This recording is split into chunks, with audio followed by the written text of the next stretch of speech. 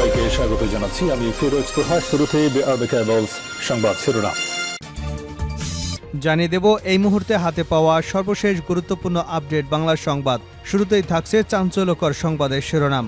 অবশেষে ভারতে পালিয়ে গেছেন বৈষম্য বিরোধী ছাত্র আন্দোলনে গণহত্যাকারী পুলিশের অন্যতম সদস্য বিপ্লব সরকার।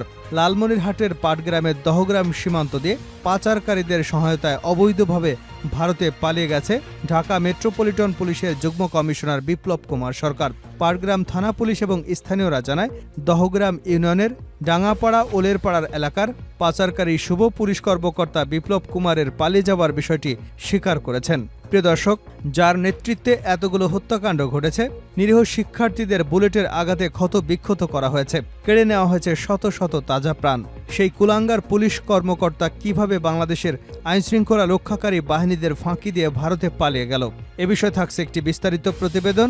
সঙ্গে থাকুন।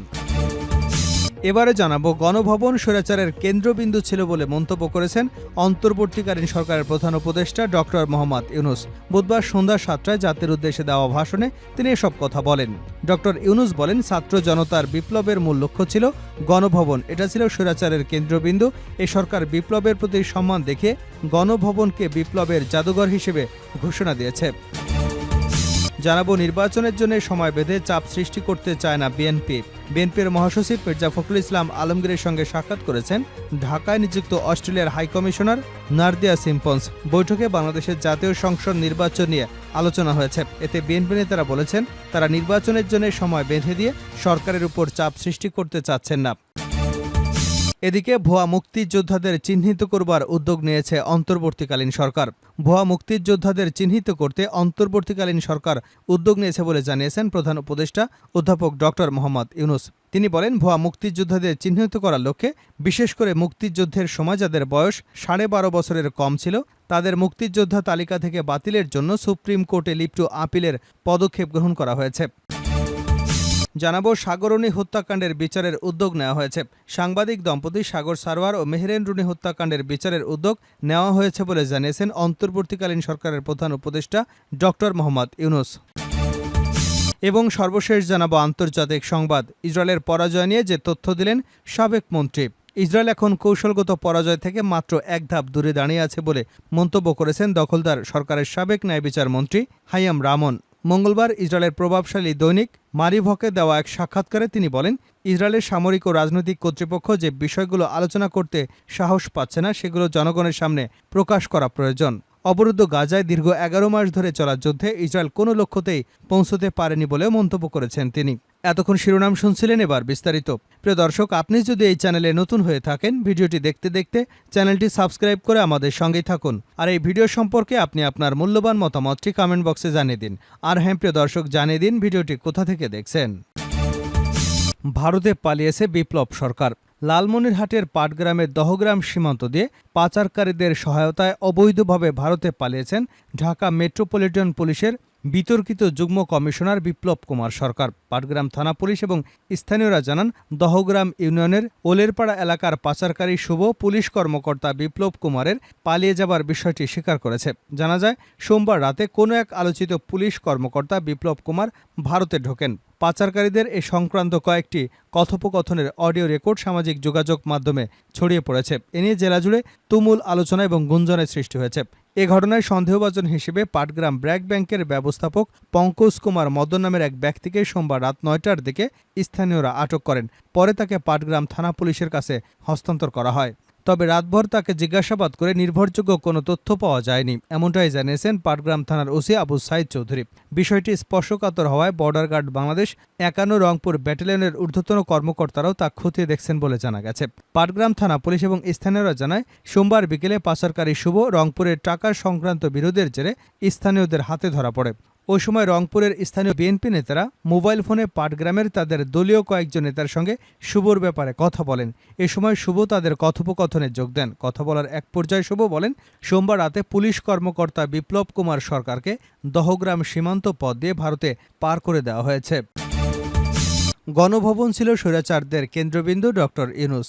গণভবন স্বৈরাচারের কেন্দ্রবিন্দু ছিল বলে মন্তব্য করেছেন অন্তর্বর্তী সরকারের প্রধান উপদেষ্টা ডক্টর মোহাম্মদ ইউনূস। বুধবার সন্ধ্যা ৭টায় জাতির উদ্দেশ্যে দেওয়া ভাষণে তিনি এসব কথা বলেন। ভাষণটি একযোগে প্রচার করেছে বিটিভি, বিটিভি ওয়ার্ল্ড ও বিটিভি চট্টগ্রাম কেন্দ্র। ডক্টর ইউনূস বলেন, ছাত্র শ্রমিক জনতার বিপ্লবের মূল লক্ষ্য ছিল গণভবন। এটা ছিল স্বৈরাচারের কেন্দ্রবিন্দু। এই সরকার বিপ্লবের প্রতি সম্মান দেখিয়ে গণভবনকে বিপ্লবের জাদুঘর হিসেবে ঘোষণা দিয়েছে। তিনি বলেন, ছাত্র জনতার বিক্ষোভকে স্থায়ীভাবে তুলে ধরবার জন্য গণভবনের আর কোনো সংস্কার করা হবে না। ছাত্র জনতার ক্ষোভের মুখে তা যে অবস্থায় দাঁড়িয়েছিল সে অবস্থাতেই রাখা হবে। যেসব মূল্যবান সামগ্রী জনতা নিয়ে গিয়েছিল সেগুলো অনেকে ফেরত দিয়ে গেছে। যারা নিয়ে গিয়েছিল তারা নিজেরাই ফেরত দিয়ে গেছে। তাদের আমরা দেশবাসীর পক্ষ থেকে ধন্যবাদ জানাচ্ছি। আরও কিছু জিনিস পাওয়া যায়নি, যারা নিয়ে গেছেন তাদের কাছে বিনীত অনুরোধ তারাও যেন এসব সামগ্রী ফেরত দিয়ে যান।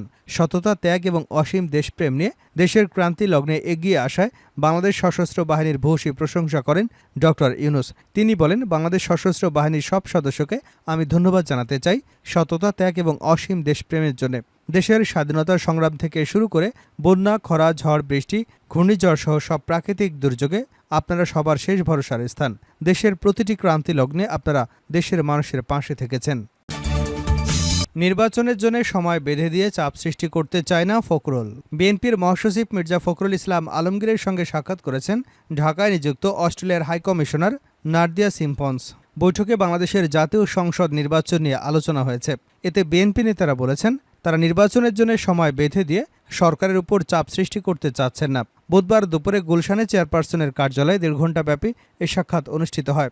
এ সময় বিএনপির স্থায়ী কমিটির সদস্য আমির খসরু মাহমুদ চৌধুরী, দলের আন্তর্জাতিক সম্পর্ক বিষয়ক কমিটির সদস্য শামা ওবায়দ উপস্থিত ছিলেন।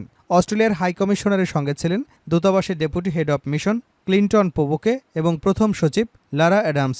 বৈঠকের পর আমির খসরু মাহমুদ চৌধুরী সাংবাদিকদের বলেন, দুই দেশের দ্বিপাক্ষীয় সম্পর্ক, ব্যবসা বাণিজ্য ও বিনিয়োগ প্রভৃতি নিয়ে আলোচনা হয়েছে।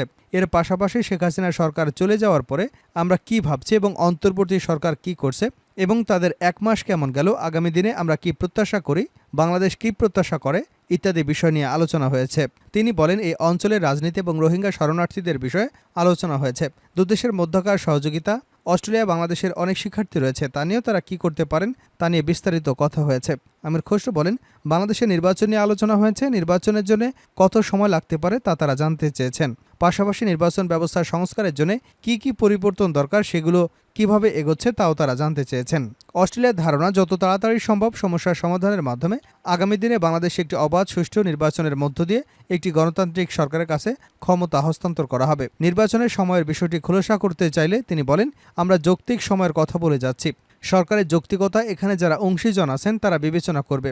আমরা কোনো সময় বলছি না, একটা সময় দিয়ে অন্তর্বর্তী সরকারের উপর চাপ সৃষ্টি করতে চাচ্ছি না। সরকারকে সার্বিকভাবে সহযোগিতা করেছেন মন্তব্য করে বিএনপি নেতা বলেন, সবার প্রশ্ন, সংস্কার কত তাড়াতাড়ি হবে, কতদিন লাগতে পারে, কবে একটি গণতান্ত্রিক সরকারের কাছে শান্তিপূর্ণ ক্ষমতা হস্তান্তর করা সম্ভব হবে।